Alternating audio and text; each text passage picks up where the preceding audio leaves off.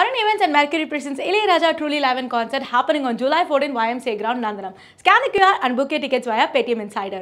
இப்போது புதிய அறிமுகம் ஆச்சி ஹோட்டல் சாம்பார் மற்றும் ஆச்சி இடிச்ச சாம்பார் 50 கிராம் ரூபாய் 20 மட்டுமே. Periyar Maniamma Institute of Science and Technology, Tanjavur. ECE with specialization in AI and ML, IoT, robotics and industrial automation. அதுக்கப்புறம் இந்த ஆஃப்டர் மௌனராகம் தான் வந்து கொஞ்சம் ரியல் ஸ்ட்ரகிளே வந்து நான் ஃபேஸ் பண்ணேன். எப்படின்னா ரொம்ப சீக்கிரம் வந்துட்டு எல்லாரும் முன்னாடி பிரேக் டவுன் ஆக மாட்டேன். மோஸ்ட்லி ஆனது கிடையாது. வீட்டில் தான் ஃபேமிலியில் தான் வேணா அப்படி ஆயிடும்.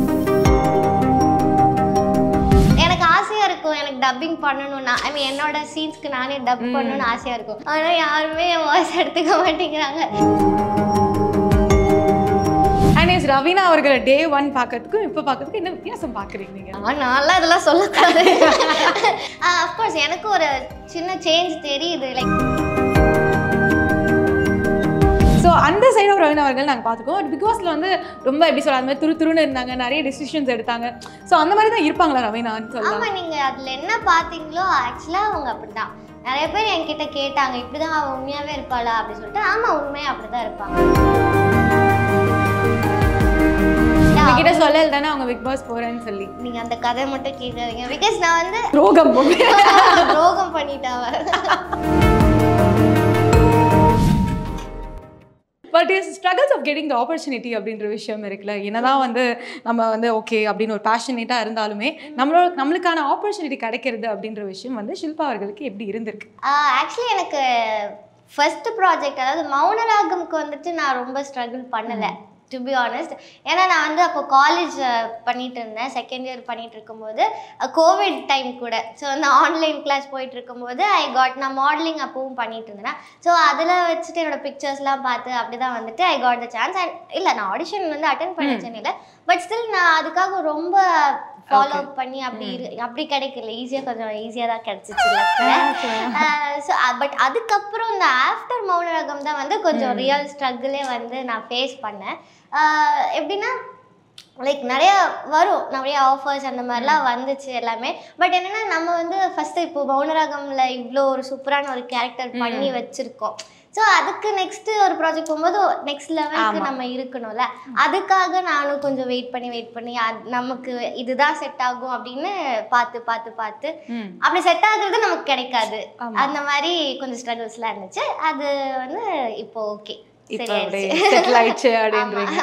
பட் ஆனால் வந்து இந்த குழந்தைய என்ன எப்படிப்பா நெகட்டிவ் ரோல்ல நடிக்க வச்சுங்க அப்படின்றது எல்லாரோட இதுவாக இருந்தது. எங்களால் அவங்கள வில்லியாவே பார்க்க முடியல. அவ்வளோ க்யூட்டாக அவங்க வாய்ஸும் சரி இதுவும் சரி.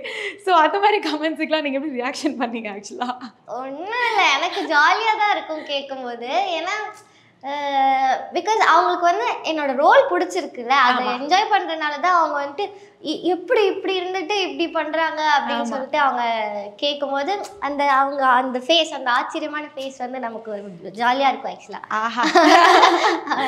That's really nice. அண்ட் மீடியாக்குள்ளே போகிற அப்படின்னு சொல்லும்போது அம்மா அப்பாவோட ரியாக்ஷன் எப்படி இருந்தது?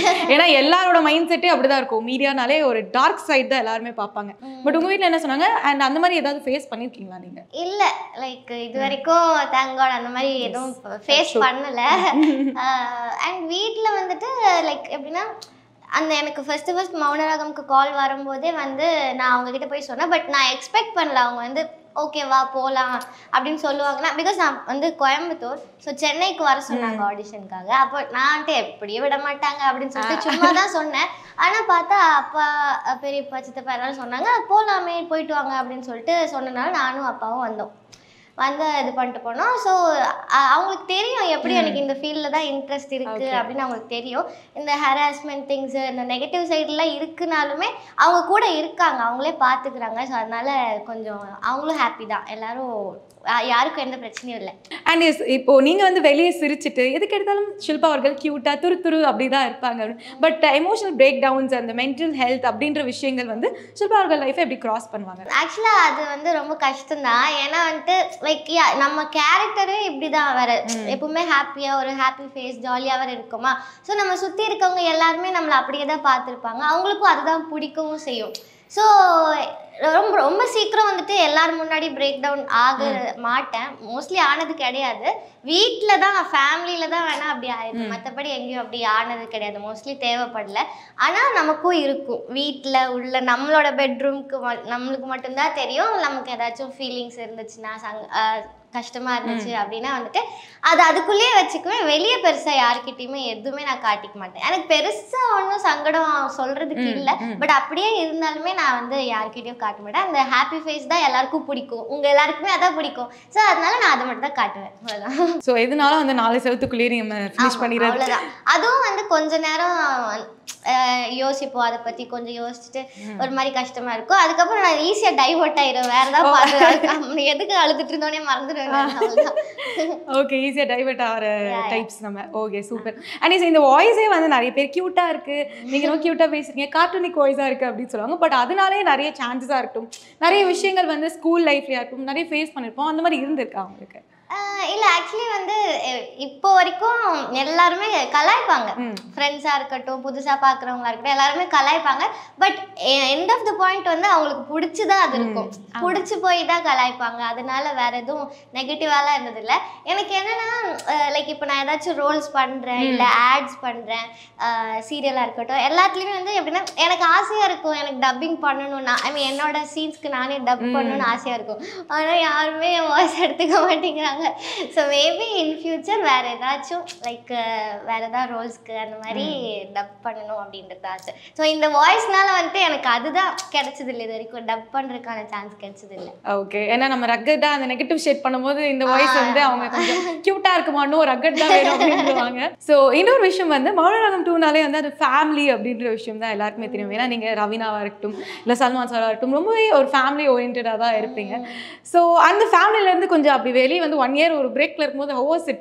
அதை எப்படி ஹேண்டில் பண்ணீங்க? ஆக்சுவலாக ரொம்ப ரொம்ப ரொம்ப கஷ்டம். ஏன்னா வந்து லைக் ஆஃப்கோர்ஸ் நம்ம வந்து நம்ம எல்லாருமே அவங்க லைஃப்பில் அப்படியே மூவ் ஆன் ஆகிட்டு போயிட்டுலாம் தான் இருக்கோம். பட் இப்போவுமே நம்ம அவங்க யாராச்சோட ஃபோட்டோ பார்த்தா இல்லை ஏதாச்சும் ஒன்று பார்த்தோன்னா நமக்கு அது ரொம்ப ரொம்ப ஸ்பெஷல். பிகாஸ் அது வந்து ஒரு ஒர்க் பிளேஸே கிடையாது, அது ரொம்ப அட்டாச்சாக இருந்தோம், எல்லாருமே வந்து ஒரு ஃபேமிலியாக அப்படி இருந்தோம். இப்போவும் வந்துட்டு எல்லாருமே கான்டாக்டில் தான் இருக்கோம். ஸோ யா ரொம்ப ரொம்ப ஸ்பெஷலான செட்னா மௌனராகம் செட் தான். Yes of course. And yes Raveena அவர்களை டே 1 பார்க்கறதுக்கும் இப்போ பார்க்கறதுக்கும் என்ன வித்தியாசம் பார்க்குறீங்க நீங்கள்? ஏன்னா ஷி ஹஸ் க்ரோன் லைக் நிறைய விஷயங்கள் க்ரோ ஆகிட்டு இருக்காங்க, ப்ரொஃபஷனல் வைஸ் பர்சனல் பேசுகிற விதம் எல்லாமே வந்து ஃபஸ்ட்டு ரவீனா வந்து ஜாலியாக துருத்துருன்னு பேசுவாங்க, இப்போ கொஞ்சம் she is visor in her words அப்படின்னு சொல்லலாம். So how to you see it? யா அது ப்ரௌட் ஒன்லி ஆக்சுவலி. நான்லாம் இதெல்லாம் சொல்லக்கூடாது, இருந்தாலும் நான் சொல்றேன், ரொம்ப பெருமையாக தான் இருக்கு அவளை பார்க்கும்போது. அஃப்கோர்ஸ் எனக்கு ஒரு சின்ன சேஞ்ச் தெரியுது. லைக் ஃபர்ஸ்ட் இருந்தது அந்த ஒரு துருன்னு இருக்கிறத விட இப்போ அப்படிதான் இருக்காங்க. பட் ஸ்டில் அவங்க இன்னும் கொஞ்சம் பார்த்து எல்லாமே ஹேண்டில் பண்ற மாதிரி பார்த்து பேசுற மாதிரி அப்படி ஃபீல் ஆகுது எனக்கு. அது நைஸ் தான் இல்லை, அது தேவைப்படுற டைம்ல அப்படி ஆயிடும், அவ்வளோதான். இப்போ யாரா இருந்தாலுமே அப்படி இருக்கும், நம்ம எப்பவுமே ஒரு இதுல இருப்போம். பட் ஒரு சில இடத்துல எப்படி பேசணும் அப்படின்னு நான் அப்படி பேசுவேன்னு நான் சொல்லுவேன், ஆனா வந்து அப்படிதான் நம்ம இருக்கணும். உன்னை பத்தி பெருமையா பேச முடியாது, ஆனா பேசுறேன் என்ன பண்றது எப்படி நானே இப்படி என்ன வந்துட்டு நான் பெருமையா பேசுறது அப்படின்னு சொல்ல தெரியல. ஸோ ரவீனா அவர்கள் நம்ம சொன்ன மாதிரி நீங்களும் டான்ஸ் நல்லா பண்ணுவீங்க, அவங்களும் பண்ணுவாங்க. ஸோ அந்த சைட் ஆஃப் ரவீனா அவர்கள் நாங்கள் பார்த்துக்கோம். பிக் பாஸ்ல வந்து ரொம்ப எப்படி சொல்ல அந்த மாதிரி துருன்னு இருந்தாங்க, நிறைய டிசிஷன்ஸ் எடுத்தாங்க. ஸோ அந்த மாதிரி தான் இருப்பாங்களா ரவீனான்னு சொல்லலாம்? ஆமா, நீங்க அதுல என்ன பாத்தீங்களோ ஆக்சுவலா அவங்க அப்படிதான். நிறைய பேர் என்கிட்ட கேட்டாங்க இப்படிதான் அவள் உண்மையாவே இருப்பாளா அப்படின்னு சொல்லிட்டு. ஆமா, உண்மையா அப்படிதான் இருப்பாங்க. லைக் ஷீ இஸ் ஆல்வேஸ் ஒரு ஆக்டிவா ஏதாவது பண்ணிட்டு டான்ஸ் பண்ணிட்டு ஏதாவது விளையாண்டுட்டு அப்படியே தான் இருப்பா. அவளோட ஒர்க்ஸும் அவ கரெக்டா பண்ணுவா. உங்ககிட்ட சொல்லல தானே அவங்க பிக் பாஸ் போறேன்னு சொல்லி? நீங்க அந்த கதை மட்டும் கேட்காதீங்க. பிகாஸ் நான் வந்து அந்த அன்னைக்கு நான் அவ்வளோ தடவை அவகிட்ட கேட்டேன். எங்க டாடி சொல்லிட்டே இருக்காரு, ப்ரெடிக்ஷன் லிஸ்ட்ல எல்லாம் ரவீனா இருக்கா, அவ போறான்னு. நான் தான் சொன்னேன் இல்ல அவ சொல்ல மாட்டேங்கிறா அப்படின்னு சொன்னேன். அதை மீறி நான் அவகிட்ட அவ்வளோ வாட்டி கேட்டேன். அப்போவும் வந்துட்டு அந்த செத்த பையன் சொல்லவே இல்லை என்கிட்ட. இல்ல அப்படின்ட்டு இருந்தா பார்த்தா அடுத்த வாரம் உள்ள உட்காந்துருக்கா. அப்ப நான் தான் வந்துட்டு என் ஃப்ரெண்ட்ஸு வீட்டுல எல்லாருமே வந்துட்டு நான் தான் சொன்னேன்ல உனக்கு தான் தெரியல அப்படி இப்படி சொல்லிட்டு எல்லாருமே துரோகம் பண்ணிட்டாவ. பட் உங்க 2 பேரும் ட்வின்ஸ்னு சொல்லியிருக்காங்களா? ஏன்னா வாய்ஸ், சிரிப்பு எல்லாமே அதே மாதிரி தான் இருக்கும். ஆனால் ஸோ அது மாதிரி ட்வின் சிஸ்டர்ஸ் அந்த மாதிரிலாம் சொல்லியிருக்காங்களா? ஆக்சுவலாக வந்துட்டு ட்வின்ஸுன்னு சொன்னதில்ல, பட் சிஸ்டர்ஸா அப்படின்னு கேட்பாங்க. எப்போனா நாங்கள் ஷூட் பண்ணிட்டு இருக்கும்போது எங்கேயாச்சும் வெளியே அந்த மாதிரிலாம் ஷூட் பண்ணும்போது லைக் ஆடியன்ஸ் பீப்புள் இருப்பாங்களா, அவங்க கேட்டிருக்காங்க அந்த மாதிரி. லைக் ஏன்னா ஒரே மாதிரி கொஞ்சம் பிஹேவியர்ஸ் எல்லாமே இருக்கும், லுக் வைஸ் கொஞ்சம் டிஃப்ரென்ஸ் இருக்கும்ல, அதனால சிஸ்டர்ஸா அப்படின்னு கேட்டிருக்காங்க. அண்ட் ஷில்பா அவர்களோட ஃபேன்ஸுக்கு என்ன சொல்ல விரும்புறீங்க? அவ்வளோ எடிட்ஸு, நீங்கள் எது பேசினாலும் க்யூட்டாக இருக்கு அப்படின்னு சொல்லி கமெண்ட் செக்ஷன் ஆகட்டும் ஃபுல்லாக ஃபில் பண்ணிடுவாங்க அப்படியே. So what to say to your fans? Love you all, அவ்வளோதான். ஏன்னா வந்துட்டு அவங்க வந்துட்டு நிறைய பேர் வந்துட்டு படிச்சுட்டு இருக்கவங்க, ஒர்க் பண்ணுறவங்க, அந்த மாதிரி ஃபேமிலியோடு இருக்கவங்க அந்த மாதிரிலாம் இருக்காங்க. ஸோ அவங்களுக்கு வந்து அவங்களோட பர்சனல் விஷயங்கள் தாண்டி நமக்கு ஒரு டைம் எடுத்து நமக்காக ஃபோட்டோஸ் வீடியோஸ்லாம் எடிட் பண்ணி அது வந்து சும்மா இல்லை, அது உண்மையாகவே ஒரு டெடிகேட்டிவாக அவங்க பண்ணுறாங்கல்ல. ஸோ அதுக்கு வந்து நம்மளால் ஒன்றும் பண்ண முடியாது. Thank you so much and love you all, அவ்வளோதான். ஆனால் இதே லவ் வந்து இன்னும் வந்துகிட்டே இருக்கணும், இன்னும் நிறையா ஃபேன்ஸ் வேணும், இன்னும் நிறையா சப்போர்ட் வேணும். கண்டிப்பாக கொடுத்துக்கிட்டே இருப்பாங்க. அட் த சேம் டைம் நம்ம வந்து கமெண்ட் செக்ஷன் இன்னொரு சைட் பார்த்தீங்கன்னா நெகட்டிவாக ஏதாவது சொல்லிகிட்டே இருப்பாங்க. இந்த ஹேட்டர்ஸு, இந்த நெகட்டிவிட்டி அதெல்லாம் இருக்கும். அப்படி அதுக்கெல்லாம் என்ன ரெஸ்பாண்ட் பண்ணுவீங்க? அவ்வளோதான், சும்மா ஜாலியாக. அது எல்லாருமே வந்துட்டு அந்த கேரக்டரை அப்படி வந்துட்டு பார்க்குறனால, அந்த கேரக்டர் அவ்வளோ ரீச் இருக்கனால தானே அப்படி சொல்கிறாங்க. அது நமக்கு வந்து ஜாலியாக தான் இருக்கும். ரொம்ப எக்ஸ்ட்ரீமாக ஏதாச்சும் நெகட்டிவாக வந்திருக்க டைமில் வந்துட்டு நான் அதை பார்த்துட்டு சும்மா ஒரு நிமிஷம் ஒரு மாதிரி கஷ்டமாக தான் இருக்கும். அதுக்கப்புறம் சரி அது நம்ம கேரக்டரோட சக்ஸஸ் தான் அப்படின்னு சொல்லிட்டு போயிடுவேன், அவ்வளோதான். ஓகே, ஏன்னா நம்ம அப்படி டெடிகேட்டிவாக ஒர்க் பண்ணியிருக்கோம், அவங்களுக்கு தெரியவே இல்லை எது ரியாலிட்டினே அப்படின்ற அளவுக்கு நம்ம ஒர்க்கு மேலே ஒரு ஜாலினை போட்டு விட்டுற வேண்டியதான் அப்படின்றீங்க. சரி, right, okay, we wish you only good அப்படின்னு சொல்லலாம். Thank you so much.